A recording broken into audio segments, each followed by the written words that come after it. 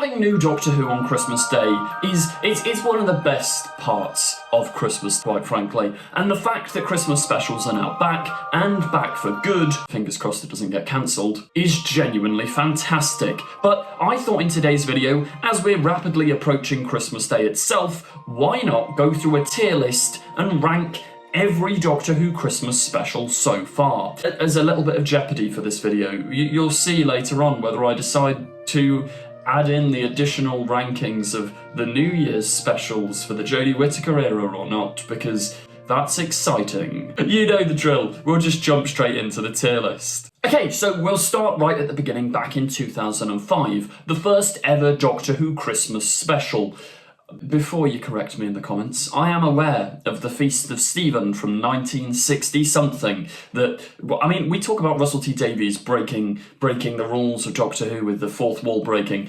Back in the 60s, the Doctor literally turned to the camera and said, "And a Merry Christmas to all of you at home," which is bizarre. But since that episode doesn't exist anymore, it's literally been wiped from the archives. All we have is a couple of telesnaps and sound recordings from it. I'm not going to include it on this list. So the first proper special, 2005's The Christmas Invasion. It's going to have to go somewhere near the top, because I think you can't deny how much of an achievement this episode is. I didn't watch it live on broadcast in 2005. I think I'd have been about 3 years old, which has probably made some of you out there feel very old. But I remember very distinctly watching it on Christmas Eve. It would have been probably around 2012, Christmas Eve, sat like watching it on, I think it was on iPlayer or something, and it was just, it blew me away. Because Christopher Eccleston was one of my, and still is like one of my favourite Doctors. Peter Capaldi always wins. But the fact that this was able to introduce David Tennant straight after Christopher Eccleston, who'd been highly successful, and like push David Tennant into stardom as well, like while all doing this on Christmas Day, while all having the Doctor barely in the episode till the final 20 minutes, bringing back Harriet Jones. It's just great. It's got action, it's got comedy, it's got fun, it's got sadness, it's got every sort of emotion you want on Christmas Day from a Christmas fun family film. Its plot is also simple enough, like it's one of the tests for a good Doctor Who Christmas special. Did my family understand it when we watched it? Yes, my mum understood it and she enjoyed it. And I think that means it's good family viewing. I think I'm gonna, you know what, maybe it's too early to put them in the greatest, but I'm gonna put The Christmas Invasion right up there. It's fantastic. And even like the Doctor getting his hand chopped off, it sets up so much stuff in series 4. It's a proper achievement of an episode. It's going in the greatest. Next up, we have The Runaway Bride, which once again, it's a fantastic episode. Like, it's so much fun, and it introduces us to Donna Noble. Although, maybe controversially, I will say, this isn't my favourite iteration of Donna Noble. I feel like she's a much better companion in Series 4 and the 60th. Here, she's a little bit too caricatured, but then I suppose she's at the start of her arc, really, so that's understandable. I mean, getting the star power of Catherine Tate for, back in the day, 2006, that was impressive. It was well needed, well executed, it's very fun, the Rachnos is a very cool villain, and watching the Doctor go too far after losing Rose, and Donna's comments of, "I think you need someone there to stop you," yeah, revolutionary stuff. Brilliant. And I mean, those sentiments are still echoed in Doctor Who to this day. And this was kind of their origin. I mean, in Classic Who, you didn't get as much character drama or implications of things happening. Obviously, like when Adric died, you had the guilt over Adric's death, but it wasn't explored in the way that, like, 21st century television is. So, you know what? And, I'm sorry, the scene where they're on the motorway and the TARDIS and Donna has to jump out the taxi, all that warrants it going in the greatest. I promise I'm not going to put all of these in the greatest, but like,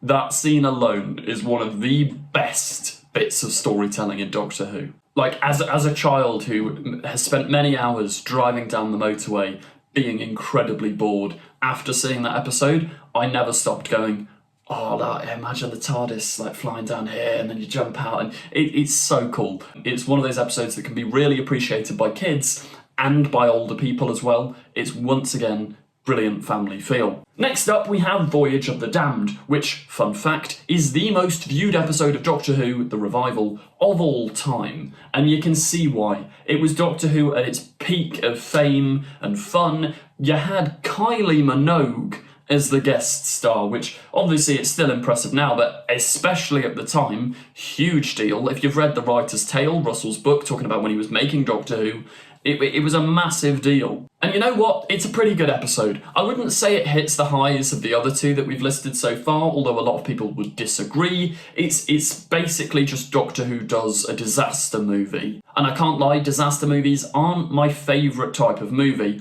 But that's not to say they're not fun, and it's not to say that this doesn't execute that concept brilliantly. Even just, once again, it's the imagery that Russell T Davies cooks up. It's insanely good. The Titanic about to crash into Buckingham Palace as the Queen runs out and then waves the Doctor goodbye. Like, it's just brilliant. It's cheesy, it's camp, but all in the best way possible. The heavenly hosts are really threatening as well, and tying it into like the Titanic, it's such a weird and interesting route to go down. It's a story that only Doctor Who could ever really do. Like, you'd sound mental if you went to pitch the idea of, okay, what if we did the Titanic, but in space with aliens? And it's weird, but it works for Doctor Who, so I'm going to put it in fantastic. This list's been incredibly positive so far. The Next Doctor. I remember enjoying this more as a child. I rewatched it, I think, probably, I haven't seen it for about a year and a half, maybe even 2 years, because I always watch these around Christmas, because they're Christmas specials. But yeah, it's good, but I think it's the first instance of Russell teasing, like, he does it too much now in season 1 of Shooty's era, but he teases a mystery and then completely pulls the rug and goes, well, it's not actually a mystery. And I do think it's a nice plot, like, point to have this, what's his name?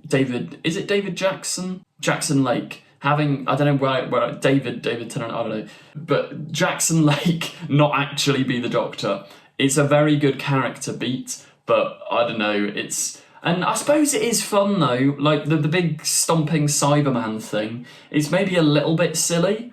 The Doctor going up in the hot air balloon as well, it's quite good. I'm going to put it in fantastic. You know what? The more I think about it, the more I'm like, yeah, actually, this is really fun. Okay, End of Time. Now, technically, this is on a technicality, because technically, End of Time Part 2 is a New Year's Day special, so we're not including it on the list, unless we include the Jodie specials, but I'll think about that at the end. So this is just End of Time Part 1 that I'm going to be discussing at this present moment. And I can't lie, it's a bit of a miss. Like, I think the ending's fun, and I do have incredibly fond memories of this, because me and my younger siblings used to watch this basically every Christmas Eve when we were like younger. I don't know why, but it sort of became a tradition to watch The End of Time, like Part 1 and Part 2 on Christmas Eve. And you know what, I've got really fond memories of that. And John Sims Master as well he was like my childhood villain. Like, he was great, loved him.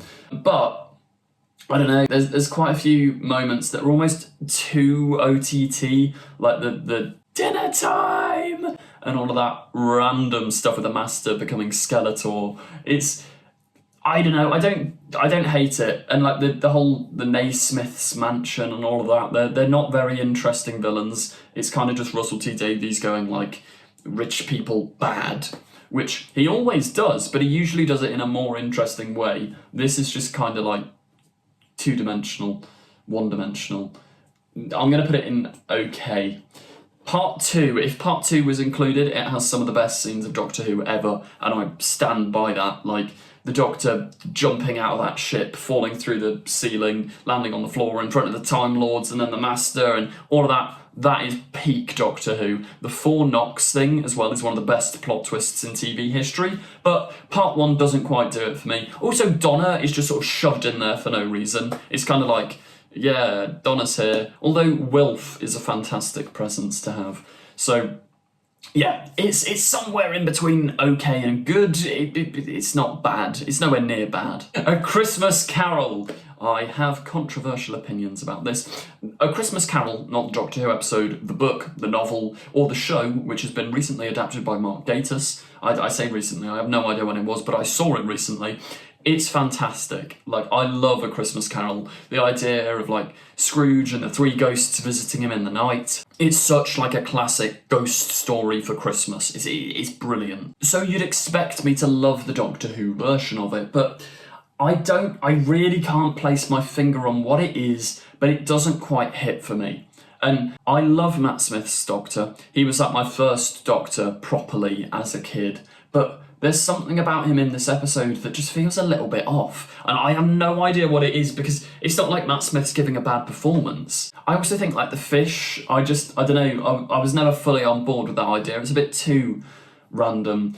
But it has really good elements, and it does warrant a rewatch, because I haven't seen this episode since, I think, 2020, which that's like coming up to 4 or 5 years. So maybe my opinions will change, but I remember, being a little bit underwhelmed by watching it or rewatching it again whenever I last did. So I'm going to put it in okay as well, because it's not bad.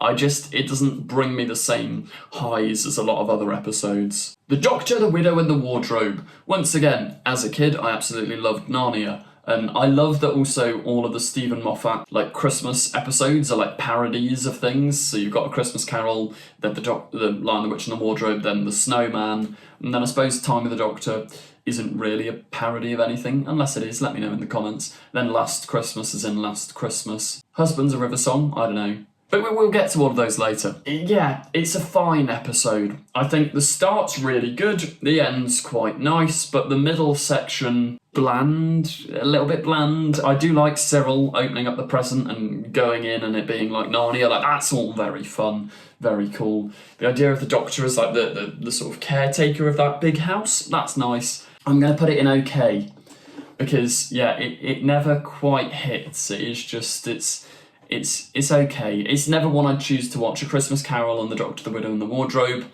I'd never actively go out of my way to watch them. Okay, next up we have The Snowmen. This is such a fun episode. The dynamic between Victorian Clara and the 11th Doctor in this is peak. And it is such a shame that she dies, because if these two were able to, like, sort of keep travelling together and the Doctor and Clara it could have been the Victorian version of Clara throughout Series 7, I'd have been on board for that. Like, the whole switching between governess and then barmaid, and it's such a fun character, and the Victorian feels really nice, and I like seeing Jenny, Vastra and Strax again. I know they were apparently somewhat controversial at the time, but I mean, I was a kid when I watched it, and I really, really enjoyed it. It was like one of the first Christmas specials I saw, so you know what? I'm going to put it in fantastic. It's not quite as good as the other two, I wouldn't say. The dynamic between the Doctor and Clara, I'd argue, is possibly the best out of all the dynamics of anyone in these specials in that episode, but I don't know, it's a very good episode, but not quite the greatest. Time of the Doctor. I have such clear memories of watching this go out live. It's actually one of the first episodes I ever saw properly live, because I used to, like, watch them on the iPlayer, like, the day after they'd came out for some reason. Whereas this one, I was there. I was seated, and I remember rewinding and rewatching the little regeneration bit over and over and over and over again in my grandparents' house on Christmas Day. Yeah, it's great.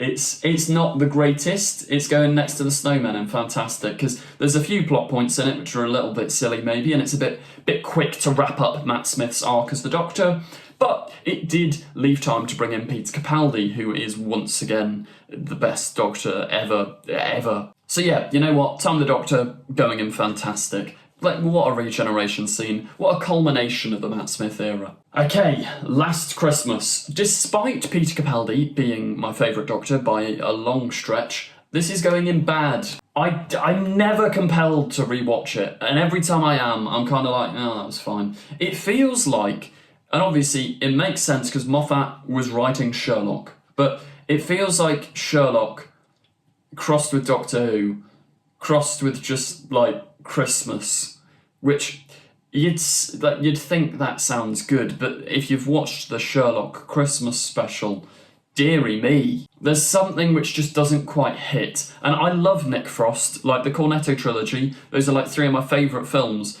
but Nick Frost as Santa, it's wrong. It doesn't fit. Like, I don't know what it is. I think the whole, like, trying to be funny and subvert expectations, like, oh, I'm Santa, I'm cool. It doesn't work. That's not to say I hate it though. There's some really cool elements, like Clara and Danny's like thing, and the Doctor and Clara lying to each other, then realising they've lied to each other. It's fun. It's nice. But it doesn't work for me. Next up, The Husbands of River Song, which it's a good episode. You know what? It's a good episode. And recently, I found out it's one of my friend's favourite ever episode of Doctor Who, which kind of shocked me. But you know what? The more I thought about it, the more I was like, yeah, it's a very strong episode. The dynamic between the two is really, really fun. And I know Stephen Moffat always talks about it, but the reveal that it's the Doctor and River realising it's the Doctor, like, it's such a lovely thing. And then the 24 years spent on Beryllium as one night, it's brilliant. It's fun, it's Christmas, it's got some fantastic jokes in as well. The Doctor reacting to the inside of the TARDIS for the first time. Well, the first time. The Doctor, I love the bit about the monarchy as well, where he's like, it's a completely pointless stratum of society, whatever he says. It's very funny, very Moffat-y, going in fantastic. It's not quite the greatest, but it's going in fantastic. Now, controversial take here, okay? The return of Dr. Mysterio is unironically up there as one of my favourite Doctor Who Christmas episodes. It's just so much fun. Like, the Superman parody, because obviously it's basically just a parody of the original Superman films, and for what it is, it's really fun. Like, this was peak Marvel era, 2016, the year before Endgame came out, the year of Civil War, all of these things. I think it was 2 years before Endgame, actually. I can't remember, but it was 2017. It was the year before Endgame came out, the year after Civil War. Like, it was so zeitgeist to do a superhero parody. Nardole is also really fun in this episode. The Doctor, it's just great. The Ghost as well. It's so stupid, but so much fun. So I'm going to put it in fantastic. It's close to going in the greatest, I can't lie, but I'm not going to put it in there because I feel like it's not as good as the two that are already up. My overriding memory of this is being underwhelmed on Christmas Day, I can't lie. Because Capaldi's my favourite Doctor, and his regeneration in this just doesn't quite hit for me. Like, I don't know, I know it was written by Capaldi himself, but the whole, like, children can hear your name thing has always just made me go, like, what are you talking about, mate? Like, what's he saying there? It sounds poetic, but, like, no. But I can't lie, it does, on rewatch, because I think after watching The Doctor Falls, it was like, I was expecting something bigger. But what this is actually a really nice little epilogue, and it's almost like closing the book on New Who, leaving Chibnall to do New Who. Like, you've got the first Doctor and the latest Doctor seeing each other and realising there's a difference, and it's really fun, really nice. Bringing Bill back, giving the Doctor his memories of Clara back. It is a very nice episode. So, despite not enjoying it that much when I first watched it, now it's a fantastic epilogue, and I really highly regard it. Not quite in the greatest, but definitely in fantastic. I think the only problem it does suffer from is sort of, it meanders about for a little too long. Like, they really, I don't know, did they need a little bit more plot to throw in there? Maybe. Anyway, this then brings us, actually no, you know what? I'm feeling festive. Let's do the New Year's specials really quickly. They're probably not going to appear on the tier list purely because I've got a lot of stuff on at the moment. So editing that is too much effort, but you can imagine them. Imagine really hard and you'll see them on the tier list. What's the first one? Resolution. That's going to go in good. Because it's good. It's not the greatest, it's not, I wouldn't even say it's fantastic, but it's good. It's a strong, solid Dalek episode. It was definitely one of my favourites of the early Jodie Whittaker era. I remember as well, we were at my grandparents' watching it on New Year's Day, and shout out to Auntie Glynis. Auntie Glynis was sat there and she was like, halfway through, like, oh, this is the Doctor Who that I know. She hadn't really watched any since like the classic. She was like, oh yeah, this is proper Doctor Who. Daleks flying around shooting stuff. Well, Dalek. Yeah, I think it worked quite nicely for that family captivating audience on New Year's Day, but it's not the strongest. There's still a few weak points. It was nice to see GCHQ there as well, because it's not doxing because I don't live there anymore, but I used to live about 5 minutes away from GCHQ, so I remember going like, hey, whenever I rewatched the episode I was able to go, I live near there. Next one, Revolution of the Daleks. The return of Captain Jack Harkness for absolutely no reason. Now, this episode is incredibly fun, and I do still have great fun rewatching it occasionally, but there's still just some baffling choices. As I say, Captain Jack being there is kind of pointless. Sure, he breaks the Doctor out of prison, but why send the Doctor into prison only to immediately break them out? Like, it feels kind of pointless. And also, Jack has these bizarre lines where he's like, I'm Captain Jack, and I'm immortal, and then doesn't use his immortality once. Like, if he said that before blowing up the ship while he's still on it, it's like, oh, okay, he's just saying, I'm still winning, I'm blowing up now, but I'll still be alive. Fine. He just says things, and it's kind of like, what's going on there? But I think the principles of it, really, really fun. The style of it's really good. I absolutely adore the new Dalek design that's shown in that episode as well, and having the Daleks both, like the actual Daleks and then the new Daleks, Clifton suspension bridge, ready to face off. That's so much fun. Like, it's proper Doctor Who, proper energy. And that scene where they're all flying around the TARDIS and the Doctor's in midair, she traps them all to go in. Sure, maybe it's a little bit silly, maybe it's a little bit convoluted, but it works so, so well. I'd actually put it in fantastic. That might be controversial, but you know what? It deserves it. The Revolution of the Daleks in fantastic. Then we have Eve of the Daleks, which I'm going to put... I don't think I've actually rewatched this one, I can't lie. I watched it twice when it initially came out, and that was it, ever. And I'm never compelled to rewatch it, I can't lie. It's not bad, it's not good, it's just sort of there. It's inoffensive, it's like... I suppose there is a really nice... I love the character drama, like that's the thing I always love about Doctor Who. Do some character drama. And when Dan is saying to Yaz, like, oh, Yaz, are you gonna tell the Doctor that you like her? Because it's obvious. I don't know why I've gone this sort of northern. That's not the sort of northern that Dan is. This is more of a Jodie Whittaker voice. Apart from the fact that it sounds nothing like her. Got a little bit sidetracked there. But no, it's fun. It's fine. It's going in okay. I'd be tempted to put it in good, but no, it's going in okay. And now we have our first contender for good. The Church on Ruby Road. It's good. It's a nice introduction. It very much passed the will a family understand and enjoy it on Christmas Day test. It was, at the time, my mum said it was her favourite ever Doctor Who episode, which I don't quite agree with, but fair enough. The singing goblins, very fun, but also maybe a little bit too silly to introduce this show to a new audience. Like, how will that have translated? I don't know. Like that, followed by Space Babies, followed by The Devil's Cord, I think could be astronomically not good news for Doctor Who. That's not to say any of them are bad episodes, but I think they're such bizarre, out there episodes back to back that the general audience may be a bit confused on what the show is. But yeah, Church on Ruby Road, I personally really enjoyed it.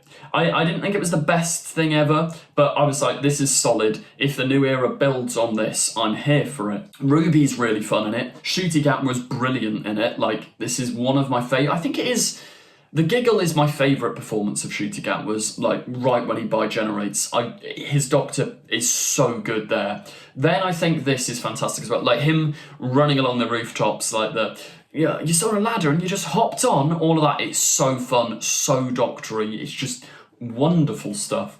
Yeah, there's still a few elements. I feel like the third act drags a little bit, like when they're just in the apartment and then Ruby gets erased and all that. I'm kind of like, come on, pick up the pacing. Originally, they were going to include the Goblin King going into Ruby's apartment and they have to fight him off with like scratch cards because it's all about luck. That would have made this episode 10 times better. But despite having Disney's funding, they didn't have the budget for that. So, you know what? It's good. It's not the best. It's good. And yeah, that's all the Doctor Who festive specials. I tell you though, what other festive specials coming your way very soon? Not Joy to the World, who cares about that? Doctor Who Echoes Destiny is a fan film which we have been working on. It's the culmination of 4 to 5 years of my life, so I would really appreciate it if you're there on Boxing Day to watch Doctor Who Echoes Destiny Part 1, the beginning of the end to our fan films. But thank you very much for watching this video. Let me know your opinions in the comments down below. Feel free to hurl loads of abuse at me for having terrible opinions. That's always fun to read. Thank you for watching and goodbye.